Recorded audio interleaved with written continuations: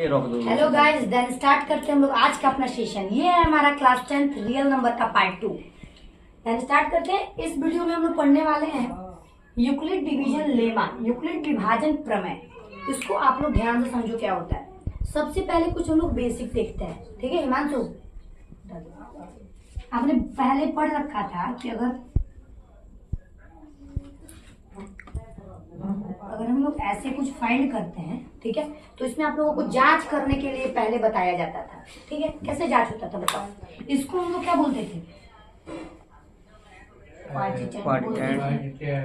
भागफल बोलते थे। इसको क्या बोलते थे?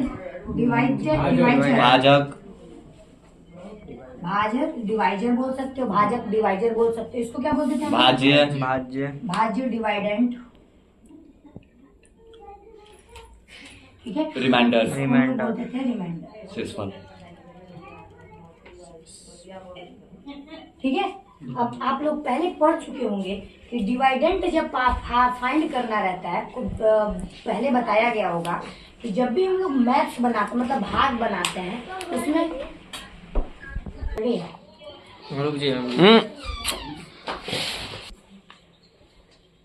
है।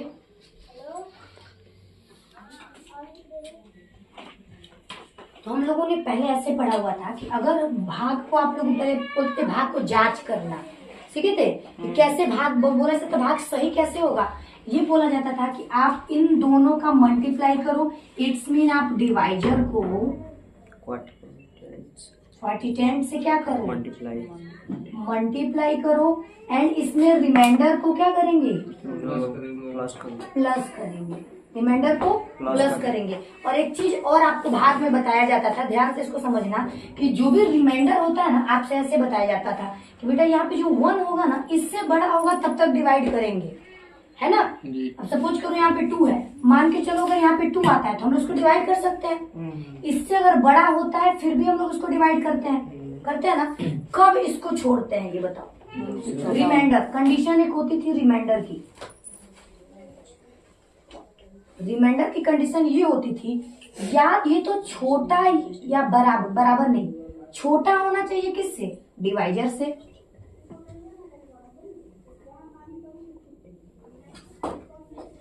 डिवाइजर से ये होता है कंडीशन ना। रिमाइंडर जो होता है वो क्या होना चाहिए? छोटा। डिवाइजर से छोटा। और बड़ा या बराबर होना चाहिए किसके? जीरो के। क्यों ऐसा कैसे होता है? क्योंकि रिमाइंडर कभी कभी हमारा शेषफल 0 कट गया तो इसमें कितना आया? 0 आता है ना। 0 से छोटा भी किसी का रिमाइंडर आता है क्या? भाग में कभी माइनस में रिमाइंडर आया है अभी तक? नहीं। वो आगे पढ़ने को मिलेगा आपको। अभी पहले यहाँ तक की बात करते हैं। तो हमारा रिमाइंडर का कंडीशन क्या बताया जाता था हम लोगों को? बोला जाता था जब तक ये छोटा इससे न हो जाए तब तक भाग लगाते। तो अब वही बात हम लोगों ने लिख लिया कि reminder should be less than divisor. और सेकेंड वन थिंग इज ये greater than and equal to होना चाहिए 0 के। कोई दिक्कत है यहाँ पे? इसको हम लोग लिख सकते हैं डिवाइडेंट।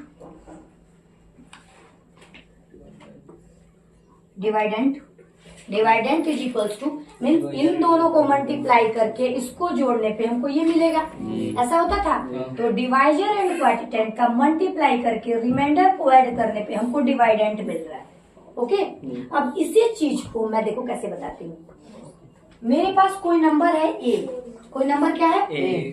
इसको मैंने डिवाइड किया किससे? B से। और मुझे यहाँ पे मिला है क्या? Q। और यहाँ पे मुझे रिमाइंडर में मिला है क्या? क्या मैं इसको ऐसे लिख सकती हूँ? A is equals to BQ plus R। कोई दिक्कत नहीं। A is equals to BQ plus R, ठीक है। And second condition is this, R should be less than B and greater than and equal to 0, ठीक है। यही है Euclid division lemma. इसी को क्या बोलते हैं हम लोग? Euclid division lemma. ने डिवीजन के लिए मतलब विभाजन के लिए एक प्रमेय दिया जिसमें उन्होंने बोला A is equal to BQ plus R and R जो हमारा होगा कंडीशन क्या है? लेस देन होना चाहिए B से and greater than and equal to होना चाहिए 0 से। कोई दिक्कत इसमें नहीं। देखो अगर आपसे कोई पूछता है कि इसका यूज हम लोग किस लिए करते हैं, तो इसका यूज हम लोग HCF फाइंड करने के लिए करते हैं। क्यों? इसका यूक्लिड डिवीजन लेमा का यूज करके हम लोग HCF फाइंड करते हैं। ठीक है, ने पढ़ा था कि A इज इक्वल टू क्या होता है, BQ plus R and condition for R is less than, R जो हमारा होना चाहिए वो लेस देन होना चाहिए B से and greater than and equal to होना चाहिए 0 के। तो यही हमारा यूक्लिड डिवीजन लेमा है, प्रमेय है। अगर कोई आपसे पूछता है तो आप बताओगे A is equal to BQ plus R where R should be less than B and greater than and equal to 0। कोई दिक्कत इसमें? No. अब कैसे क्वेश्चन इसका बनाते हैं इस पे ध्यान दो। सपोज करो मेरे पास है 12 एंड 18, ओके। अब इसको बोला यूक्लिड डिवीजन से आप इसको सॉल्व करो, HCF फाइंड करो इसका। और ऑब्जेक्टिव टाइप में क्वेश्चन इस टाइप का भी देता है कि यूक्लिड डिवीजन का यूज हम लोग क्या फाइंड करने के लिए करते हैं, LCM, HCF समथिंग, ऐसा 4 ऑप्शन रहेगा जिसमें आपको क्या लगाओगे, HCF। ठीक है, ये देखो इसमें क्या करते हैं हम लोग, जो हमारे पास बड़ी वाली डिजिट रहती है उसको हम लोग A कंसीडर करते हैं। बड़ा कौन सी डिजिट है यहाँ पे, तो A इज इक्वल टू हमारा कितना हो जाएगा 18 एंड सेकेंड वन जो छोटी डिजिट होती है उसको हम लोग B कंसीडर करते हैं। ठीक है, ये हमारा स्टेप 1 है, ये हमारा स्टेप 1 है। यहाँ पे आपको A is equal to 18 and B is equal to कितना हो गया 12 एंड इसमें फर्स्ट 1 स्टेप का डिवाइड करते हैं जिसमें हम लोग 12 से डिवीजन करेंगे किसमें, 18 में कितनी बार में जाएगा, कितना रिमाइंडर बचेगा 6 2 नहीं करेंगे, बस यहीं पे बात खत्म। ठीक है, ठीक है। अब अगेन यहाँ पे हम लोग क्या करते हैं, ये 12 को यहाँ पे लाते हैं ना, तो यहाँ पे हम लोग अगेन स्टेप 2 फिर यहाँ पे करेंगे, ऐसे लिखेंगे हेयर, हाँ here R does not equals to 0। यहाँ पे R 0 के बराबर आया है क्या, R does not equals to 0। Then again इस प्रोसेस को करेंगे जहाँ पे हम लोग लिखेंगे स्टेप 2। ओके, अब यहाँ पे आप बोलोगे, यहाँ पे बताओ A क्या कंसीडर होगा एंड B, A क्या हो जाएगा हमारा, A होगा 6, नो 8 12 जिसमें डिवाइड करते हैं हाँ, A हो जाएगा 12 और B होगा 6, डिवाइड किससे करेंगे 6 से, किस में 12 में, कितनी बार में जाएगा, रिमाइंडर बिकमिंग 0 हेयर। ठीक है, तो यहाँ पे आप बोलोगे here R is equal to 0, so HCF is 6। इस स्टेप को तब तक करना है जब तक कि हमारा रिमाइंडर 0 नहीं हो जाता है। ठीक है, इस स्टेप को कब तक करना है, जब तक हमारा रिमाइंडर 0 ना हो जाए। यहाँ पे आपको ये लिखना पड़ेगा, एक मिनट, और हेयर लिखने से पहले एक स्टेप और लिखना पड़ेगा। यहाँ पे आपको लिखना पड़ेगा 18 is equal to 12 multiply 1 plus 6, लिख सकते हो ना, 18 is equal to 12 multiply 1 plus 6 and here R does not equals to 0। Okay, again फिर यहाँ पे भी वही चीज लिखना पड़ेगा, लिख लोगे, समझ में आया, कोई दिक्कत।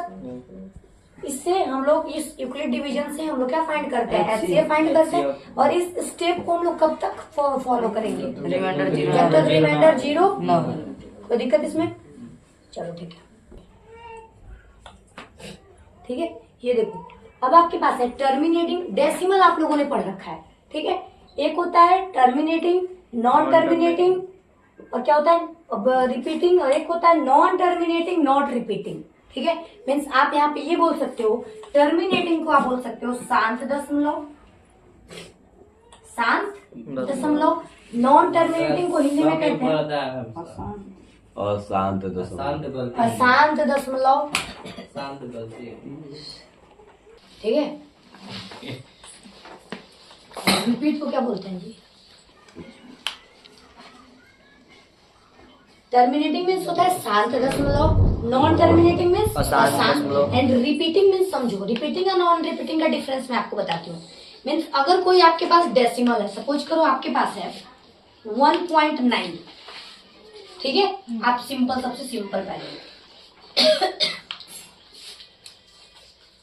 2.5, ठीक है, 2 पॉइंट कितना है 5, ये यहीं पे स्टॉप हो गया। ठीक है, नॉन टर्मिनेटिंग में अशांत किसको बोलते हैं, नॉन टर्मिनेटिंग में सपोज करो मेरे पास है 1.3333 सो ऑन।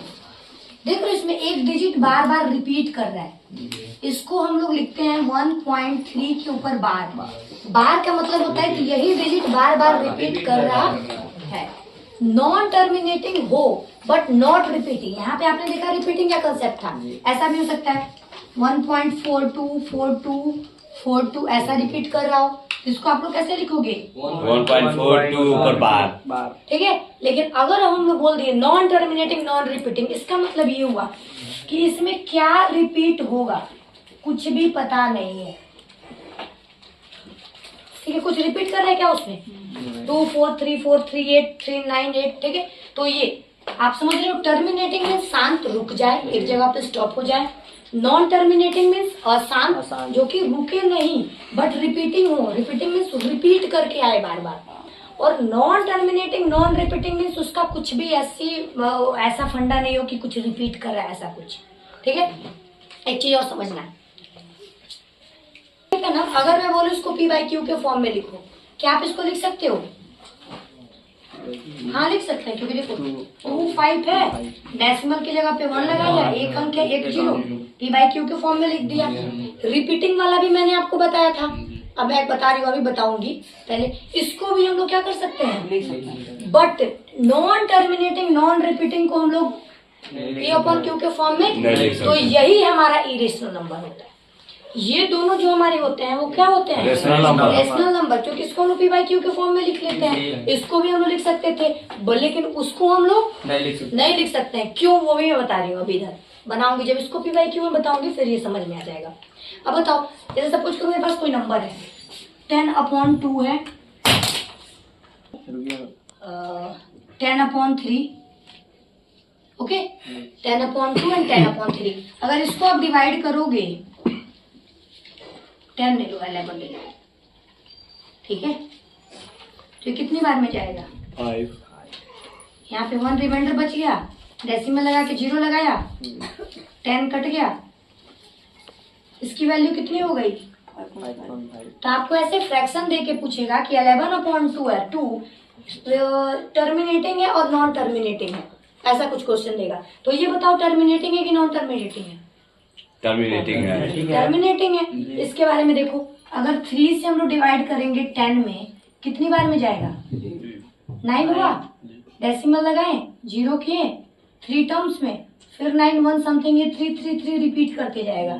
ठीक है, तो ये हमारा क्या हो गया, non terminating but repeating. Non terminating के बावजूद इसमें क्या है, रिपीटिंग का भी कंसेप्ट है।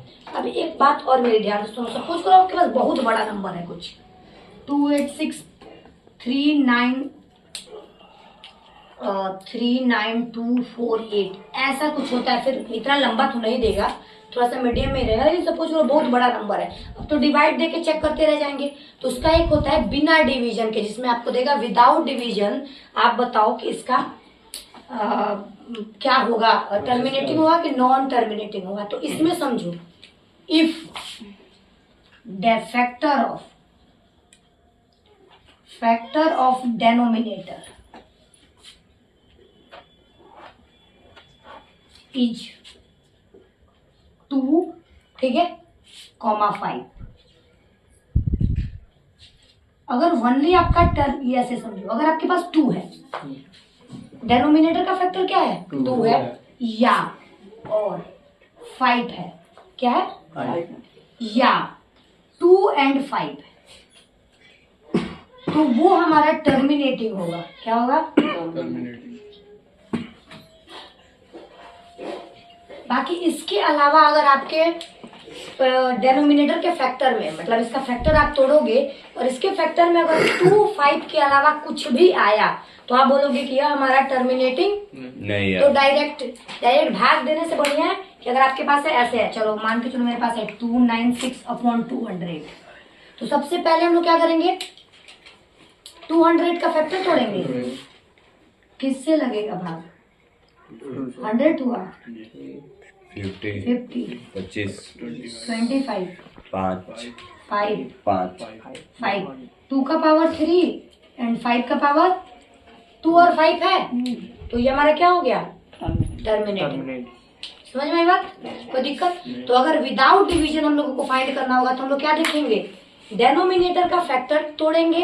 अगर वो हमारा फैक्टर 2 होता है या 5 या इन ये दोनों होता है तो हमारा वो फ्रैक्शन कैसा रहेगा, टर्मिनेटिंग आप बोल सकते हो। क्यों कैसा रहेगा, 7। अगर इसके बाद से कुछ भी आपको मिलता है तो वह नॉन टर्मिनेटिंग चला जाएगा। और मैं ये नहीं बोल रही हूँ कि वह रिपीटिंग होगा या नॉन रिपीटिंग होगा, बट नॉन टर्मिनेटिंग। रिपीटिंग का कॉन्सेप्ट नहीं देगा, आपसे बस इतना पूछेगा कि यह शांत दशमलव है या अशांत दशमलव है, मतलब टर्मिनेटिंग है और नॉन टर्मिनेटिंग है। इसी पे आपको बनाना है इस क्वेश्चन को। कोई दिक्कत इसमें? समझ में आया? नोट करो, ready? Terminating, non terminating, non repeating. अच्छा ये तो ही बताया, चलो ठीक है, इसको देखते हैं। अगर टर्मिनेटिंग है, टर्मिनेटिंग मीन्स मान लो 4.32 ऐसा कुछ होगा, स्टॉप हो जाएगा कहीं ना कहीं। नॉन टर्मिनेटिंग में आपका रिपीट करते रहेगा, ठीक है। और नॉन टर्मिनेटिंग, नॉन रिपीटिंग मैंने बोला है, मैं भी आपको सिखा रही हूँ कि किसी भी नंबर को हम लोग P/Q के फॉर्म में कैसे लिखते हैं। ओके, तो किसी भी नंबर का मतलब हुआ कि हम लोग टर्मिनेटिंग को लिख सकते हैं, नॉन टर्मिनेटिंग एंड रिपीटिंग को लिख सकते हैं। इसको लिख सकते हैं नहीं। इसको हम लोग जो कि डेसिमल के बाद से चेंज हो के बदले चेंज होते रहे उसको हम लोग नहीं लिख सकते हैं। इसको कैसे लिखेंगे, सिंपल 432 लिखेंगे, डेसिमल की जगह पे 1 2 डिजिट है, 2 जीरो लगा देंगे। ये पंक्ति उसको आप कट कर सकते हो, आपकी इच्छा, ठीक है। इसको अब तो कट करना आता होगा। नेक्स्ट, अगर हमारे पास ऐसा कुछ होता है नॉन टर्मिनेटिंग एंड रिपीटिंग वाला कंसेप्ट होता है तो उसको हम लोग P/Q के फॉर्म में कैसे लिखते हैं। आप लोग 9th में इसको पढ़े होंगे, लेकिन मैं फिर एक बार रिकॉल करा रही हूँ। 2 नंबर लेके मैं करती हूँ, फिर आपको होमवर्क दूंगी। एक नंबर अगर मेरे पास है 1.3333 और 3 ऐसा कुछ है, and second one is 2.242424 something ऐसा। ओके, अब इसको हम लोग कैसे सॉल्व करेंगे, जैसे 1.333 ऐसा है। सबसे फर्स्ट स्टेप, इसको हम लोग एक नंबर x के इक्वल लेट कर लेते हैं। क्या करते हैं, लेट, हिंदी में लिखेंगे माना x इज इक्वल्स टू 1.333 ऐसे होगा। अब एक और चीज ध्यान देना, अगर एक अंक रिपीट कर रहा हो तो हम लोग 10 से मल्टीप्लाई करते हैं बोथ साइड। अगर 2 अंक रिपीट कर रहा हो तो हम लोग 100 से मल्टीप्लाई करते हैं दोनों साइड। अगर 3 अंक रिपीट कर रहा हो 1000 से मल्टीप्लाई करते हैं बोथ साइड। यहाँ पे कितना अंक रिपीट कर रहा है, 1 नंबर ना, 333 1 नंबर रिपीट कर रहा है। 3 और करें, पूछ रही हूँ मैं, कितना नंबर रिपीट कर रहा है, 1। तो किससे मल्टीप्लाई करेंगे, 10 से बोथ साइड। तो लिखेंगे multiply by 10 both side, both side Hindi में लिखेंगे दोनों तरफ 10 से गुणा करने पर। क्या हो जाएगा, जब 10 से करेंगे तो 10x होगा, इज इक्वल्स टू, इसको आप लोग क्या लिखोगे, देखो 10 से मल्टीप्लाई किया मीन्स डेसिमल के पहले एक नंबर बाहर आ जाएगा, आएगा ना। इसको हम लोग क्या लिख देंगे 13.333। कोई दिक्कत इसमें नहीं। देखो ये डेसिमल के पास बहुत सारा 3 है, बहुत सारा 3 है। अब सोचो एक बाल्टी पानी है, उसमें से 1 चम्मच पानी निकाल लो, कोई फर्क पड़ने वाला है? तो हमने 1 3 इधर निकाल लिया, कोई दिक्कत इसमें? एक स्टेप और सुनो। इसके बाद हम लोग क्या करेंगे ना, ये x जो है ना, इधर भी x माइनस कर देंगे और इधर भी एक x क्या कर देंगे, समझ में आई बात? x जब इधर माइनस करेंगे तो 10x में से x जाएगा तो कितना हो जाएगा, 9x। इधर 13.333 समथिंग है। x की जगह की वैल्यू हमारे पास क्या है, 1.333 है। समझ में यहाँ तक? ये हो जाएगा हमारा 9x इज इक्वल्स टू, अगर इसमें से 1.33 सब्ट्रैक्ट होगा तो कितना बचेगा, 12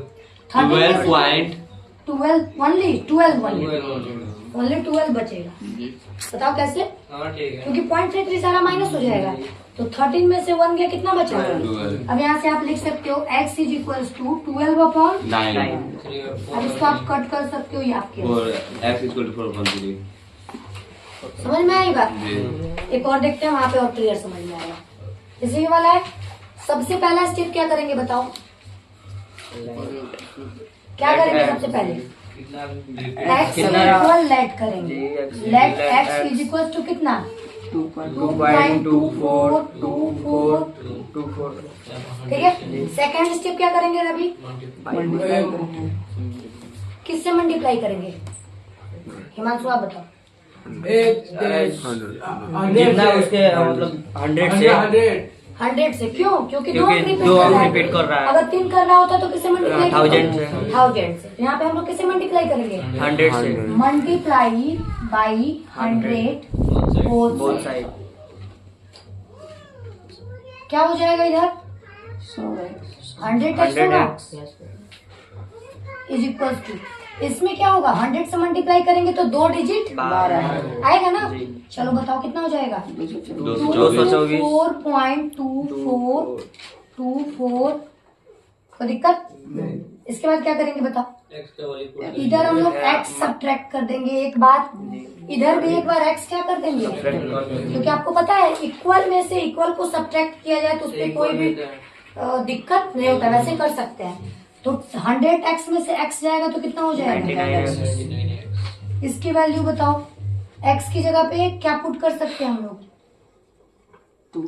x की वैल्यू बताओ 2.242 माइनस कर देंगे 2.242, ठीक है। इसकी बताओ 99x इज इक्वल टू, इसके में से सब्ट्रैक्ट होगा कितना हो जाएगा 222। x की वैल्यू बताओ 222/90। अब जो आपको कट करना हो कर लोगे, finally this is your answer. Means x को हम लोगों ने कुछ मान के चला था, उसी को हम लोगों ने ऐसा कर दिया। एक और क्वेश्चन समझो, एक और क्वेश्चन समझो, बस लास्ट, ये आज का लास्ट। चलो ऐसा बताओ 2.3222 ऐसा कुछ हो रहा है, अब क्या करेंगे 100 से। ये जो मैंने रूल बताया ना, ध्यान से समझो, जो मैंने रूल बताया ये ना, ये कब, जब डेसिमल के जस्ट बाद रिपीटेशन शुरू होगा तभी यह वर्क करेगा। ये कब वर्क करेगा, जब डेसिमल के जस्ट बाद रिपीटेशन शुरू हो जानी चाहिए। क्या ये डेसिमल के जस्ट बाद रिपीटेशन हो रहा है, नहीं। इसके बाद देखो 3 है, तो क्या करेंगे, कुछ दिमाग लगाए, ऐसा कुछ करें कि ये डेसिमल के जस्ट बाद रिपीटेशन शुरू हो जाए। कैसे होगा, हाँ पहले आप एक चीज देखिए, आप एक चीज देखे हैं, जब हम लोग 10 से मल्टीप्लाई कर रहे थे तो एक अंक पहले आ रहा था, 100 से कर रहे थे तो 2। हमको कितना अंक पहले लाना है, तो 10 से मल्टीप्लाई कर, पहले 10 से मल्टीप्लाई कर, इसको x is equal to let कर लिया, और यहाँ से दोबारा लेट कर लेंगे, x इज इक्वल टू 2.3222, ठीक है। हम लोग किससे मल्टीप्लाई करेंगे, 10 से मल्टीप्लाई करेंगे, इधर कितना हो जाएगा 10x, और इधर कितना हो जाएगा 23.22। अब एक चीज ध्यान से समझना है यहाँ पे, अब हम लोग यहाँ वाली प्रोसेस फिर दोबारा स्टार्ट करने वाले हैं। ये तो हम लोगों ने 10 से मल्टीप्लाई इसलिए किया है क्योंकि डेसिमल के जस्ट बाद रिपीटेशन शुरू हो जाए। ओके, अब यहाँ बताओ क्या करेंगे, multiply by 10 both side. Again अब हम लोगों को एक अंक पहले लाना है, एक अंक हो रहा है तो अगेन क्या करेंगे 10 से मल्टीप्लाई, तो ये कितना हो जाएगा 100x, ये क्या होने वाला है 232.22। ठीक है। अब बताओ क्या करेंगे, यहाँ पे आके दिमाग लगाओ, इसमें से मैं क्या सब्ट्रैक्ट करूं, मुझे ऐसा कुछ करना है कि 0.22 हट जाए, ठीक है। 0.22 की वैल्यू देखो, ये वाली तो 3 की वैल्यू 3 आ जा रहा है, मीन्स हम लोग पुट क्या करेंगे 10x, तो इधर भी हम लोग सब्ट्रैक्ट करेंगे 10x, इधर भी सब्ट्रैक्ट क्या करेंगे 10x। इधर 10x करने पे कितना बचेगा 90 है। एंड इधर बताओ 222। अरे रुक जाओ, 10x की वैल्यू कितनी है 23.222, ठीक है। अब इसकी वैल्यू बता दो, इसके में से इसको सब्ट्रैक्ट करेंगे कितना होगा 12 कंफर्म नहीं यार, नहीं होगा 9 होगा 209। ठीक है।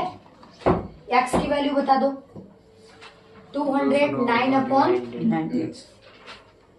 समझ में आई बात, तो दिक्कत इसमें। अब हम आते हैं होमवर्क सेशन पे, इधर मैं देती हूँ होमवर्क, आपको जो भी डाउट होगा आप लोग पूछोगे, एंड वीडियो में अगर आपको कोई भी डाउट होता है तो आप कमेंट में बताओ, मैं उसका सॉल्यूशन वीडियो बनाऊंगी। ओके, सबसे पहले मैं इसके रिगार्डिंग देती हूँ होमवर्क आप लोगों के लिए। पी अपॉन क्यू में सबको आपको पी अपॉन क्यू के फॉर्म में लिखना है। 2.32 ये बार का मीन्स 3.3232 रिपीट करना है। 9.6 4.24 0.23